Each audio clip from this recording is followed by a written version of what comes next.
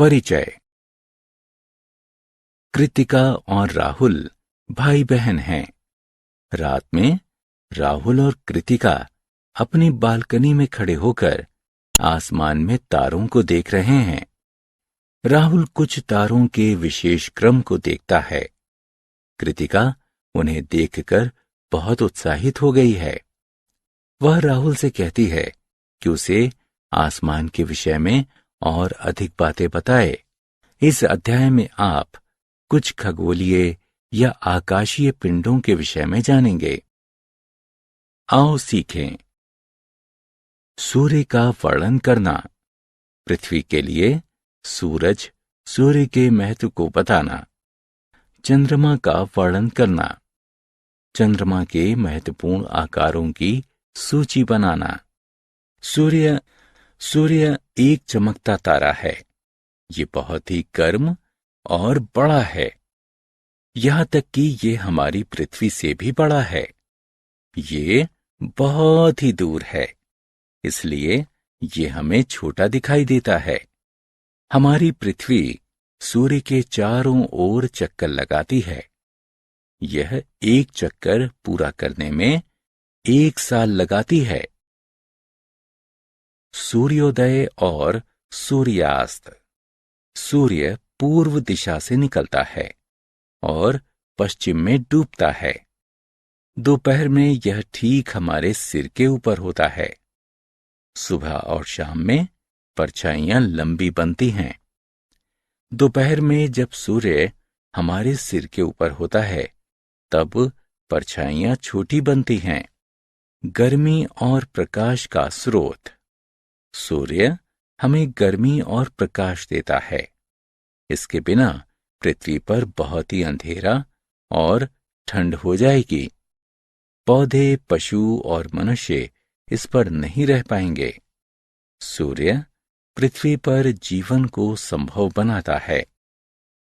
तारे। आसमान में चंद्रमा और अन्य तारे भी हैं। वे रात में दिखाई देते हैं। सूर्य का चमकीला प्रकाश उन्हें दिन में छिपा देता है, इसलिए ये दिन में दिखाई नहीं देते हैं। सूर्य के साथ साथ सभी तारे भी गैसों से मिलकर बने हैं। तारों का क्रम। तारे आसमान में सुंदर क्रम बनाते हैं। चलो अब इनके कुछ रोचक क्रमों को देखते हैं। चंद्रमा। चंद्रमा हमारी पृथ्वी का एक प्राकृतिक उपग्रह है। ये पृथ्वी के चारों ओर चक्कर लगाता है और अपना एक चक्कर 28 दिनों में पूरा करता है। इस पर चट्टानें और बड़े गड्ढे पाए जाते हैं। चंद्रमा पर पानी नहीं होने की वजह से उस पर जीवन संभव नहीं है।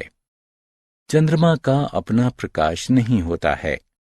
यह सूर्य के प्रकाश को परावर्तित करता, अर्थात इससे सूर्य का प्रकाश टकराता है, इसलिए यह चमकीला दिखाई देता है।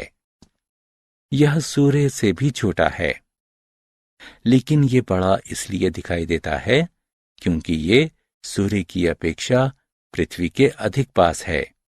चंद्रमा के आकार। पृथ्वी के चारों तरफ चक्कर लगाने से चंद्रमा का आकार लगातार बदलता रहता है।